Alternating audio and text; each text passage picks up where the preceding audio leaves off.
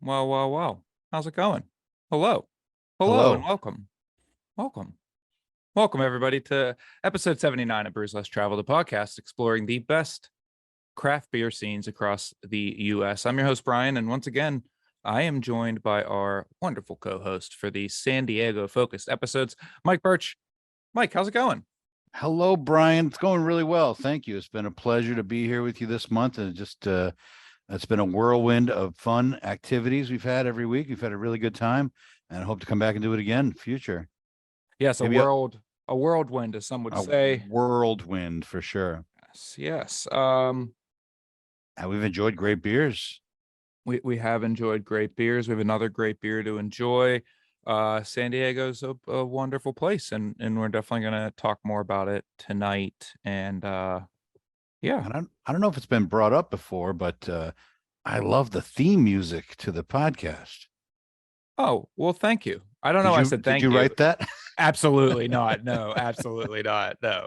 No. It's good. It's like I'm grooving before the show. It certainly gets me in the mood. I like the musical choices that we put together with our marketing team. Our marketing team does great things like, getting us wonderful flyers like that and Yeah, oh, procuring yeah, the stickers from the breweries that we send to our wonderful beer for club sure. subscribers. And speaking of music, we have some great music for the 12 Beers of Christmas and Happy Hanukkah events that we have coming up. That music always gets me in the mood too for the holidays, holiday beers, talking beer.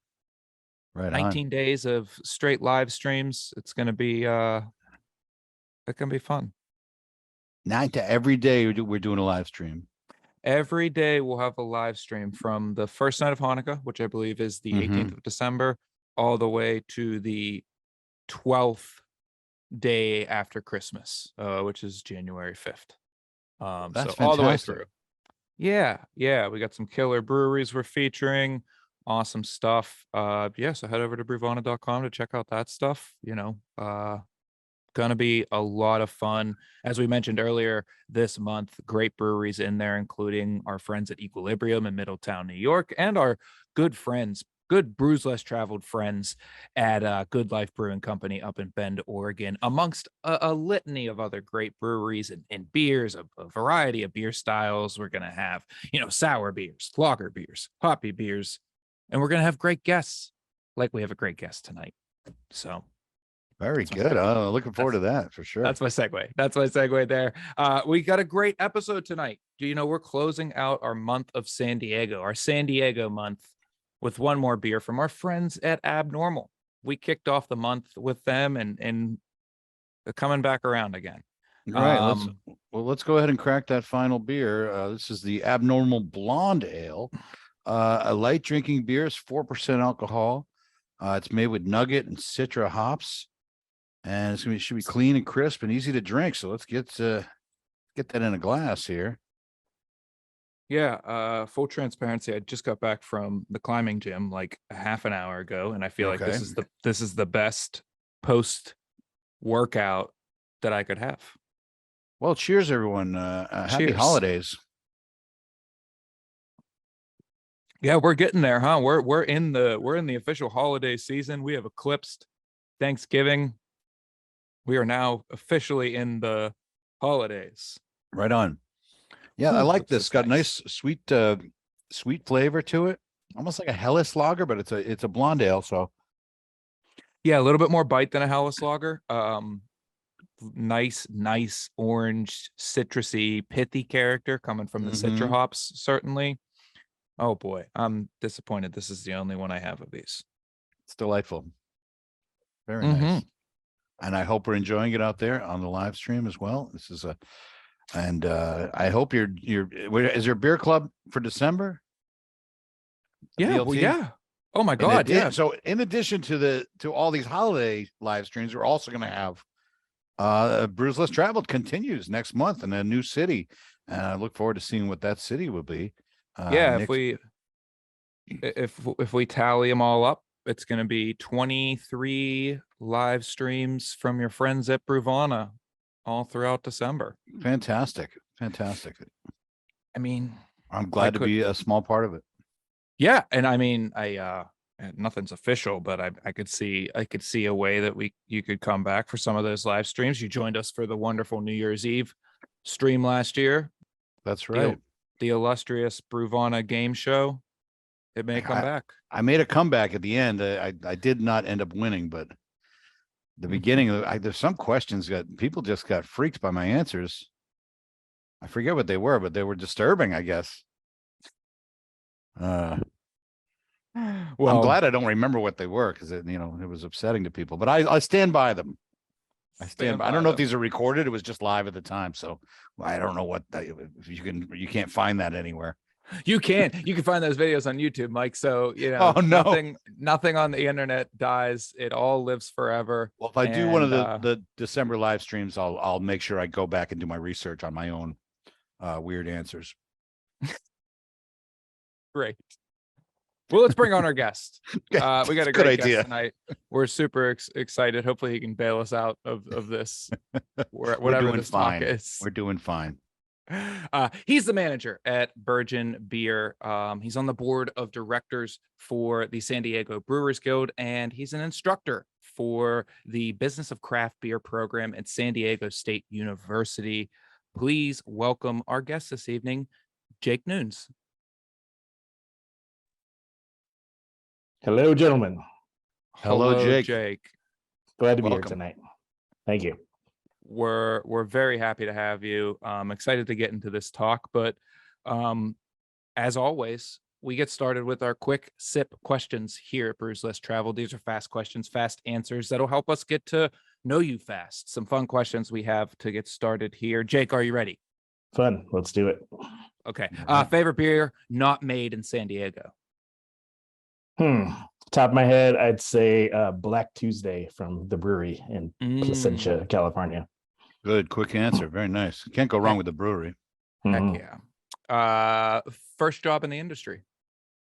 Carl Strauss, 2003 at their brewery gardens in Sorrento Valley. Wow. Favorite movie featuring San Diego? Anchorman. Okay. Yeah, can't go wrong there. San Diego, near the beach. Do you skate or do you surf? Never done either. I was big into basketball for a long time. Okay. We'll accept that answer. All right. It's an outdoor sport. Can be. Yeah. And then finally, our favorite quick sip question here. Have you ever seen a UFO? A ghost? Bigfoot? Any kind of cryptid? Yeah, I've maybe seen some unexplained things in the sky, but I definitely think that there are other intelligent life out there. There you go. Okay. That was probably our best quick questions session this month. Well done. Yeah. Thank you. Excellent. Well, let's get to let's talk about your experience, if you don't mind. I mean, you said you started at Carl Strauss at 2003, so you really were ahead of the beer wave, as it were, craft beer wave. And you worked at Ballast Point, is that right? And also at Stone, Green Flash, North Park, which was one of our guests this month, and Societe, which is a really nice brewery. And now you're at Virgin Brewing. So you've watched the scene evolve over the last 20 years. There's so much we can talk about. Let's start at the beginning. So what led you to pursue that career in craft beer? So I had started working in restaurants in like 94, and I worked my way up to a bartender position. And being who I am, I wanted to have like a well-rounded knowledge of the products that I was selling. And I tried out spirits and wine, and it didn't really pull me in. And I started getting interested in beer, and I started trying some beers from Carl Strauss, which is the oldest current beer company in San Diego. I think they opened in 89. And I think the Amber Lager and the Red Trolley are beers that kind of pulled me in. And I got an opportunity to start waiting tables there. And when I came in, I was like the beer guy, just because I had read some books and I was excited about beer, and and I knew the IPA story, so everybody was stoked on me at the time. Now it's a hotly debated topic if there's any truth behind that or not. But I loved beer, and Carl Strauss was like one of, if not the only beer company in San Diego that was kind of doing the things that I was into. Neato. That's great. Yeah, I imagine it's like that meme from The Simpsons where they all turn around and tell Bart, say the phrase. They're like, tell the IPA story. Yeah. So let's talk more about San Diego beer scene overall. It's evolved so much over the past 2-3 decades, so much influence on a national scale.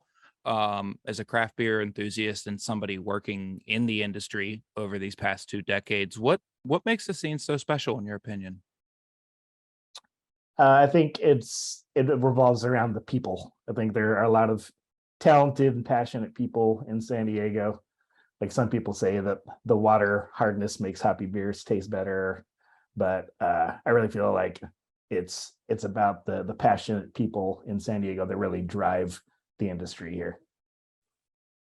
It makes That's good awesome. sense. For sure. Now, these list of breweries obviously is impressively varied. Are there other constant patterns that you see at those breweries, or the different sizes of the breweries that led them to success? Do you think, or I know some of them grew faster than others? Some of them had growth in the plan, and some of them were happy kind of being the neighborhood beer pub. Yeah.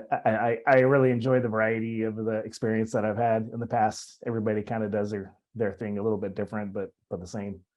And I feel blessed and lucky that I feel like I've worked at some of the best breweries in San Diego. Yeah, I mean, those are the biggest names. Like you seem like you'd be the person to talk to about San Diego beer history. And so, what about Ballast Point? When did you work over there? That was certainly one of my favorites over the years, especially at that when they were the San Diego was just so dominant on the scene. I actually worked for them for 2 terms. First time was in 2010. Oh, okay. And that was my first and only like production side beer job. So I worked as a production assistant. I did a lot of keg washing and keg filling, and I worked on the bottling line. This is like before cans were big in craft beer. So I was working a bottling line of some old like RC Cola bottler. And we had to do the 22-ounce bombers on like a little Maheen, and a lot of that stuff was done by hand back in the day, like labeling the bottles and packing the cases and all that stuff. A lot of it was done by hand. When I was lucky, I got to drive around the forklift and stuff and dry hop. But the brewery back then was very small. At the time, Sculpin was like kind of on the level of Pliny the Elder, and like its following of it was very like small and cult and like huge reputation. And one of my like favorite craft beer moments was getting to drink some Sculpin off the bright tank. That just like blew my mind at the time, and I was like, I'm gonna work in this industry forever. And so far that's been the case. I used to really love Victory at Sea. Oh yeah, that's definitely one of my favorite all time. One of the best beers. Points. And so what so you left there before they became like super big. I mean, I feel like they really got big quickly. Like went from like you say that being that rare Sculpin beer, and then it was everywhere. Yeah. I think the first time I worked for them, I want to say their annual production was like close to 30,000 barrels a year. And then the second time I started working for them, it was over 100,000 barrels a year. Oh, that's fast. Mm-hmm. Right on. That's some growth. Yeah.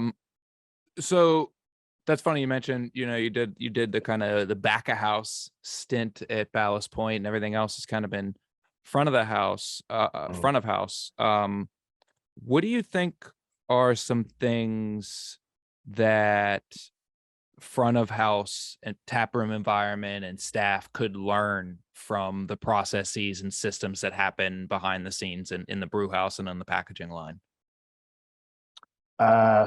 They're two like totally different job descriptions. I think working like on the production side of beer, it's a lot of physical labor. I learned pretty quickly that I needed to like buy a yoga ball so I could stretch out my back every day, because I come home all tense and tight, and I needed to stretch it out just to make it through the day. It's hard work, and usually the pay is not as good as front of the house. So there's a little bit of, tension between the brewery side and the front of the house side, just because of tips. And I mean, working in the front of the house, I feel has been where I gravitate because of my people skills and stuff. And it's also hard work. It's a different kind of work. It's still physical, like you're on your feet all day and running around and stuff, but you also have to have a smile on your face while you're doing it, where in the brewery you could be, cursing at your coworkers and being grumpy and still do a good job. That was me. I've been a back of house guy most of my life, and was a cook and a chef. So yeah, you could throw plates against the wall and stuff like that. So. Yeah. You don't have to be too friendly. I remember my favorite back of house moment. I remember I watched an angry manager throw 3 full sink wells of dishes out into the parking lot at a restaurant because he couldn't find a slotted spoon. And then when I moved into front of house and like guest experiences, it was like, oh yeah, this is a different world. You can't freak. Nobody can. You can't let anybody freak out like that. Where is slotted spoon? That is a formative memory. But anyways, you mentioned already you worked at Stone, when they were growing so rapidly and really leading craft beer nationally in many ways. What was the environment like at Stone during that time? I think at the time, like Stone was such a rock star. They were like Greg Cook was such an outspoken beer patriot at the time. And I think Stone played such a huge role in the progression of craft beer in general. And they really did push the envelope all the time and made beers that nobody else was making, and kind of like wrote the book on some styles, and super important to the craft beer scene at the time. What were you doing there? What was your job at Stone?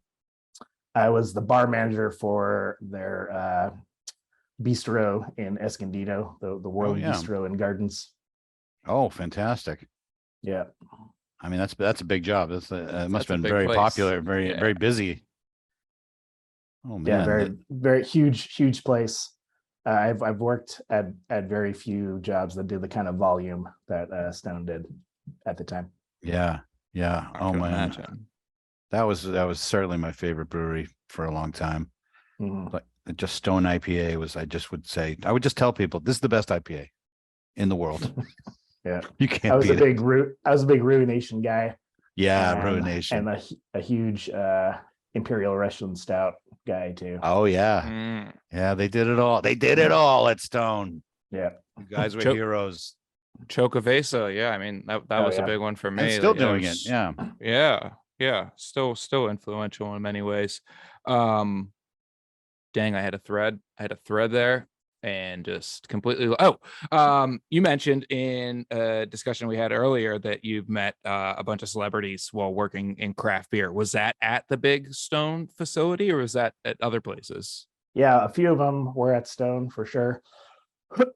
Both like beer celebrities and like mainstream like entertainment celebrities. I was stoked to meet Will Wheaton, because we That's did right. You collaborated on a beer, right? Yeah, correct. Yeah. I also got to meet Carl Weathers, Apollo Creed. Nice. And you let me do the Predator handshake with him. The meme. That's wonderful. Yeah, that was great. Man, I got to meet Sam Calagione and John Van Roy there, which are huge beer influential guys. Garrett Oliver there too, guys that blew my mind because I was such a huge beer nerd at the time. And everybody's like, who's that? Sam, right. At the Sam, time, most people didn't know. Sam is one of the nicest, coolest people I've ever had the pleasure of meeting in the industry. Bought around for the entire pub whenever we were all hanging out. It was a work thing, but then he kind of, unbuttoned his shirt and had a good time and like really was giving of his time when you could tell like he was really busy. And yeah, I did meet Garrett. Oliver. I at Fresh Fest this year. Not Fresh Fest, Barrel and Flow, what they call it now. Okay. I was wearing a Rage Against the Machine shirt. And he was like, nice shirt. And I was like, oh, nice everything you've done, sir. It's wonderful to meet you. Yeah. I kind of clammed up when I met him and I said, sir, like the brewmaster's table changed my life. And he's like, oh, thank you. And I handed him a beer, and that was the best part of my day for sure. If you all don't know, Garrett Oliver is the brewmaster from Brooklyn Brewery, and Sam is the founder of. Yeah. I'm waiting for Brian to finish my sentence. Oh, I was gonna let you flounder. No, it's Sam's the founder of Dogfish Head. Very good, thank you. And the star of the shortly lived Discovery show Brewmasters. Brewmasters. Oh yeah, I have that on DVD. No way. Yeah. Of course you do. That's great.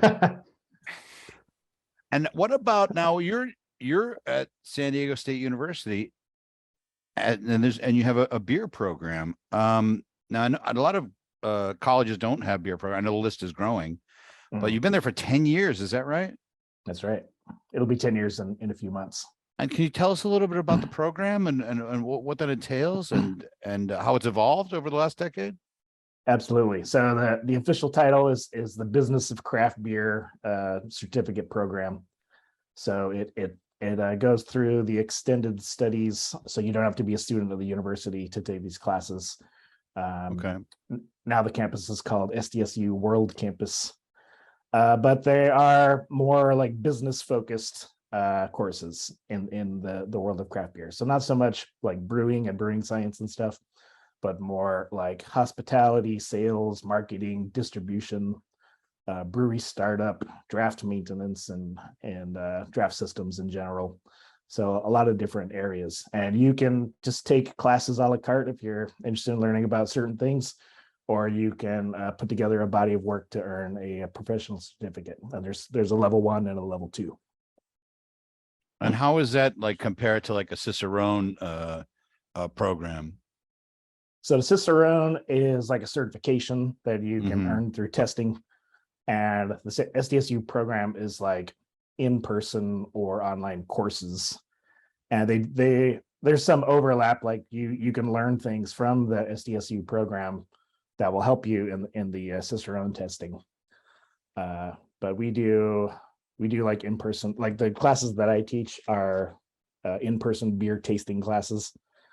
So a bunch of students in a room, and I have a couple of assistants that help pour for students, and we talk about specific beer styles, and we'll bring out like a couple like good commercial examples, and we'll examine them together, talk about the history, and do the tasting with the aroma, the appearance, the mouthfeel, the flavor, all that stuff. I'll set out a plate of kind of sensory ingredients to kind of help people zero in on what they're smelling and tasting, like fruits or herbs or spices or whatever, to kind of help people put their finger on what it is that they're experiencing with the beer. Has that been the subject that you've connected with the most over these years teaching? Yeah, being a front of the house guy, I'm big into kind of the guest experience and understanding how to describe flavor to people. I think is a very valuable thing to have in your tool belt. Definitely. And just a quick shout out to Paul in the chat, graduate of the SDSU Craft Beer Program 2015 alumni. And shout out to Paul. Awesome. Look at that. Cool. Yeah. So your background's very focused on tap rooms and guest experiences. We talked a lot about that. What are some key factors that you think make for an authentic and exciting tap room environment? I think I kind of have like a mission statement, like wherever I go. Like I think the ideal tap room experience is serving world-class beer through a well-maintained draft system into clean glassware and served by friendly and knowledgeable staff. And if you can nail all of those things, that's like the perfect experience. And being able to field different types of customers, like beer newbies and beer experts, and kind of using the same language with everybody, I think is really knocking it out of the park. So simple, Brian. That's all that's it. We don't need gimmicks. We don't need goofy stuff on the wall. Yeah, they Pieces of flair. friendly, approachable Video games. I'm huge on genuine service. I love that. I've worked at places way back in the day that kind of had like a script for you to follow, and you had to say the same thing to every guest, and you just kind of felt like a robot. Yeah. Like I want my staff to be themselves and speak from their experience to help people find their favorite beer. What role do you think training plays in that? You talked about the letting people have their natural, personality come through in that taproom experience. But what role does training play in that? They typically train for skill rather than attitude. So how can people in taprooms look to utilize those? I feel like it's impossible to sell something that you're not experienced with or like passionate about. So I actually like require the staff to try the beers. We can get a new beer on tap like every other week, sometimes 2-3 beers every other week. And I ask them to sample it before they start their shift. Smell it, taste it, talk about it with everybody, kind of get the words they would use to describe it. A lot of people are intimidated by describing beer flavor. Yep. I tell people that you've been eating and drinking stuff your whole life. You know what stuff smells like and tastes like by now. Sometimes it's hard to put your finger on it. That's why having like those kind of thoughtful conversations are helpful for you to be able to describe it to other people. That's great. Yeah, when I worked in the tap room, that was really helpful to talk to the other members of the staff and say, well, what's your take on this beer and what's your take? And so you have different opinions to come from, especially if there's like 7 beers that just came on since the last time you worked. You're just starting a shift. Like you just got back from vacation. You're like, I don't know any of these beers. You don't want to not necessarily want to put back all 7 right before your shift. Right. So it's good to have that feedback from your fellow employees. That's really great. Who's got notes I can copy? Right. How about glassware? I know in the States we do a lot of pint glasses, because they're easy to stack. I just recently went to Belgium and every beer that I had its own glass, and they make sure that they have the shelf space to make that happen. I know the importance of cleanliness in the glass is the most important thing. How important do you think it is to have different glasses for different styles, if at all? So you may recognize this. I don't know. There we go. I don't know if you can see it, but it's the why is this so hard? Everything's backwards. It's the it's from the Russian River bottle. Okay. There we go. I see it. Yeah. But yeah. I put it on my wrist, so when I hand someone a beer or shake their hand, we can start that conversation about proper glassware. And I'm such a huge hater of shaker pints. Like they were never meant for beer. They're cheap and they're stackable. That's why they're in bars everywhere. But they're terrible for beer. So of course, every every bar doesn't have unlimited shelf space. It's usually the opposite. So it's good to find kind of universal glasses that work for a bunch of different styles. I'm a big fan of like the Willy Becker like shape. Right. Yeah, I've got a few of those. Yeah. But as a glass kind of tapers out, it supports a good head of foam, which is good for aromatics and stuff. And as a glass tapers in, it kind of locks those aromas into the glass. So when you bring it up to your nose, you can smell and therefore taste your beer better. So I think glassware does make a huge difference. And another thing I'm really strict about is stacking glassware. I hate to see beer glasses that are put inside of each other, because that friction over time will create scratches inside the glass. And anybody who's got stuff on their hands, they're touching the glass, and that goes inside another glass. All those oils from your hands and food and whatever gets into another beer glass, and that just can really ruin the experience. There you go. You're hearing it from the expert here, folks. I mean, glassware matters. Hashtag clean glass mafia. What is Yeah.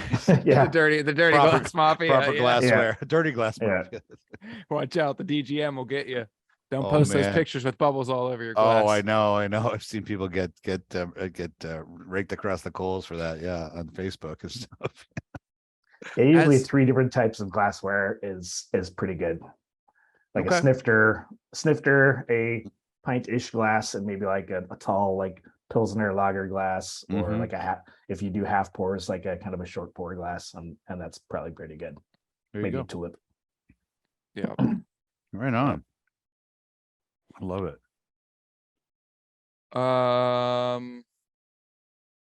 Again, I had a thread, lost it. And it, Well, we were talking about tap rooms, and what about yourself when you go out yourself? You go to a tap room for a night of drinking and fun. What kind of things do you look for? I mean, we talked a lot about it, but anything we might have not have touched on if you go in, or what's something that just turns you off when you go to a tap room and you get the wrong experience? well, you already heard my turnoffs about glassware and like Right. stacking and shaker pints and stuff. What I look for is, the kind of people that I described that I work with, like friendly and approachable and knowledgeable. I'm just looking for fun. Like good beer, of course, is easier to find in San Diego than a lot of places, so that I'm looking Yeah. for that. But nice atmosphere, something like kind of ties. I'm a big fan of Fall Brewing Company. I love the music. I love the kind of vibe there. Everybody's just kind of laid back. I think what I like what I like about beer the most is, other than the beverage itself, is just the community and the people, the kind of people that go out for beer. Usually like really friendly and approachable, and have fun talking about their experience. And like whenever beer has a story behind it, like the cooler the story, the more into it you can get, and kind of have a memorable, more of a total experience than just sucking back SEDs. That leads me to an interesting idea. What about people that don't drink beer? Because obviously going to a beer bar, you're going to have beer, but sometimes you want to spend time with friends, or somebody you bring your girlfriend or boyfriend and they're not into beer. What do you want to make sure that you have other alternatives in that regard? Yeah, like everywhere that I work, I try to have something for everyone. Like I do believe that there are more people that would like beer if they gave it a shot, because there's so many different styles. I really Yeah. feel like there's a beer style for everyone. But typically I try to carry cider and kombucha and wine and whatever at the places that I work. But I think having an open mind, like if you go to a beer place with your beer friends and you're not into beer, like maybe get a taster or something just to sample it, something you've never had before. I know a lot of wine drinkers, like sour beers tend to be a good gateway beer. Yep. Yeah.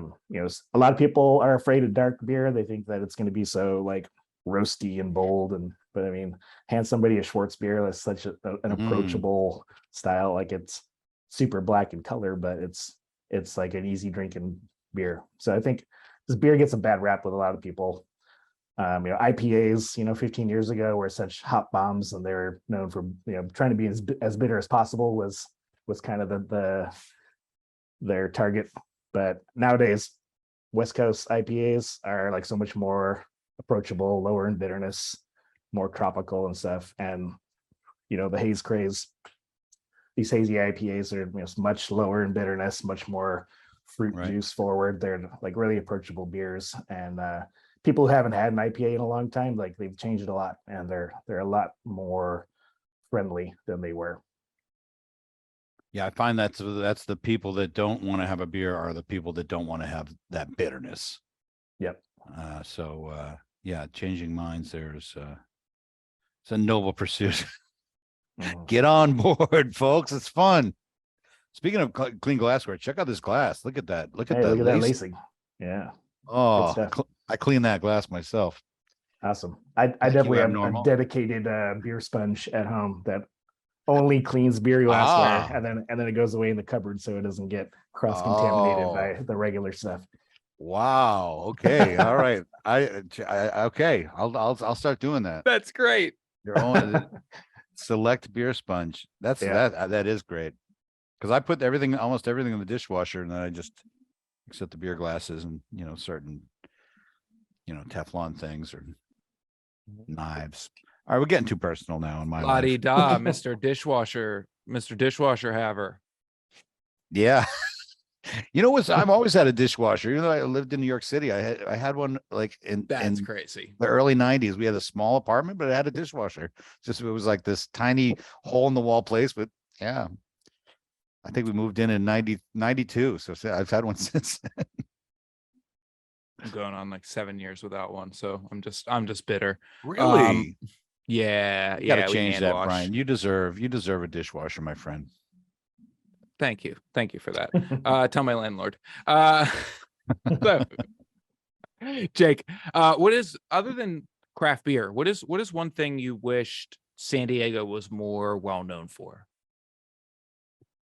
That's a good question. Like anything or beverage wise?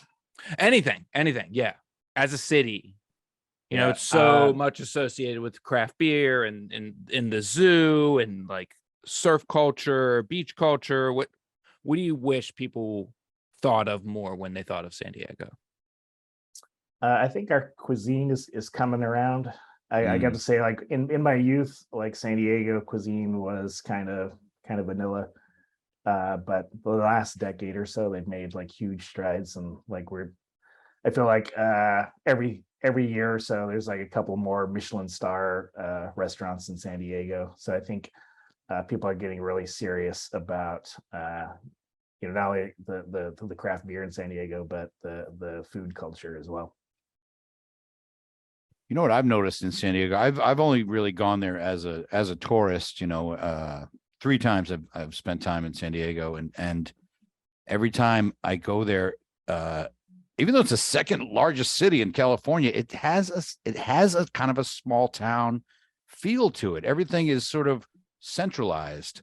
A lot of the main areas. I mean, I don't know where all these people are living. It must just stretch out a little bit more. I mean, it's a big place, but I always feel like it's got a really nice homey vibe, and it seems like a smaller town than it is.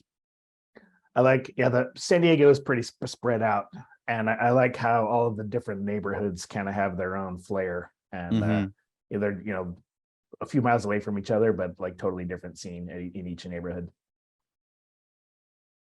Right on. Yeah. Cool. Well, Jake, thanks for joining us. Anything to plug as before we wrap up here? Yes. Uh-huh. So on Tuesday, we're selling tickets for our 6th anniversary invitational. This is our 6th anniversary coming up. It's on January 14th. It's a Saturday, and it's an invitational. So we'll have over 30 breweries from around the country actually pouring their beers. We haven't released the guest list yet, but they're always like top tier cool breweries. This year we have a retro 80s theme called it Deja Brew. And I was on board with Virgin last year, and I got to work the event, and like such a cool event, like so many good people and great beers. And if I wasn't working for them, I would go every year as an attendee for sure.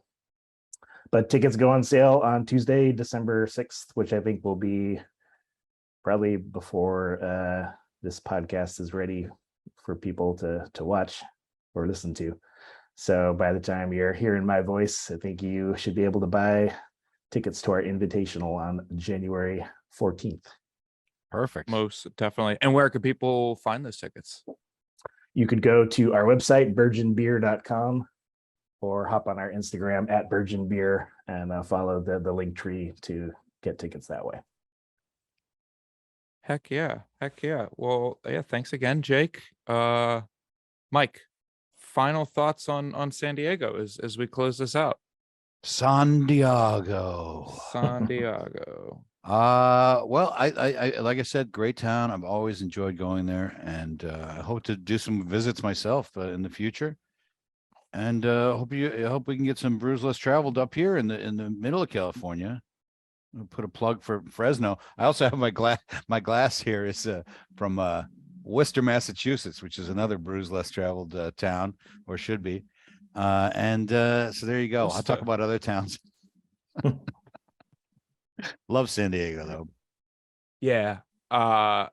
Yeah, we're Brews less traveled over here, but we wouldn't have these less traveled cities if it weren't for places like San Diego and San Francisco and the Portlands and them kind of setting the stage and driving the scene for so many years and putting out the opportunities and laying the groundwork for these other small cities to really take shape. And yeah, San Diego has done so much. And I mean, I served Stone beer at my wedding. I've had Ballast Point and Green Flash, Pallet Wrecker, and Arrogant Bastard, and all different crazy beers from San Diego throughout my life. So,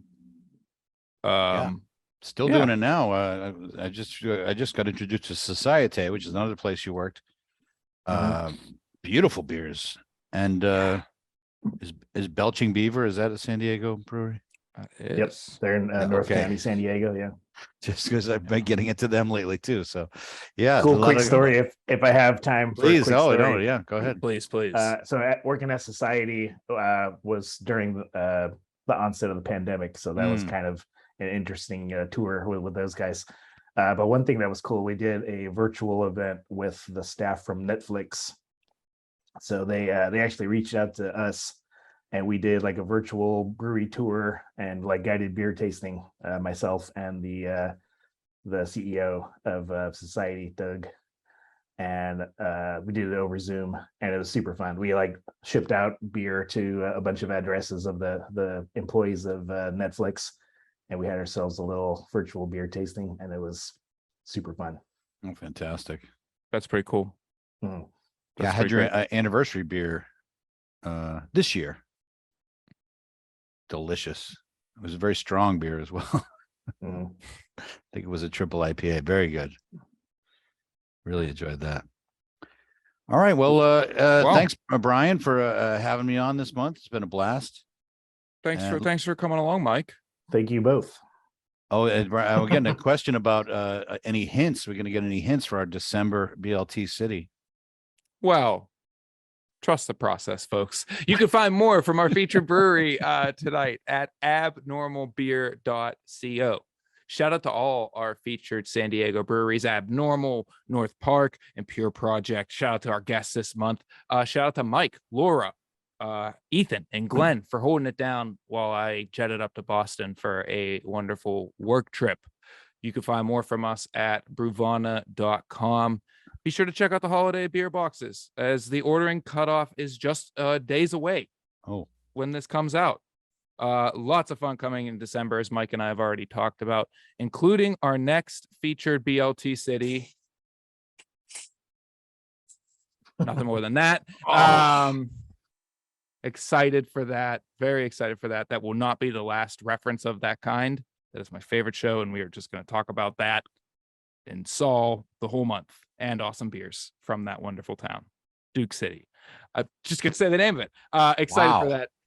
Until next time, everyone, stay safe, be kind, and support local breweries, everybody. Cheers. Cheers. Bye, gang. Peace.